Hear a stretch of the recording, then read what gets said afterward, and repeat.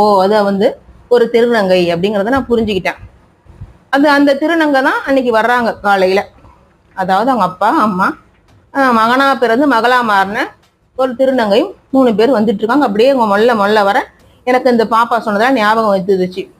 கொஞ்சம் தூரத்துல பார்த்தா எதிர் வீட்டுல வந்து வாசல்ல உட்காந்தாங்க. அவங்க வரும்போதே அப்பா வந்து குடம் எடுத்துட்டு வராரு, அம்மா பக்கெட்டும் விளக்கமாறு எடுத்துட்டு வராங்க. மகனா பிறந்து மகளா பிறந்த அந்த திருநங்கை கையில வந்து முக்மா டப்பா எடுத்துட்டு வராங்க.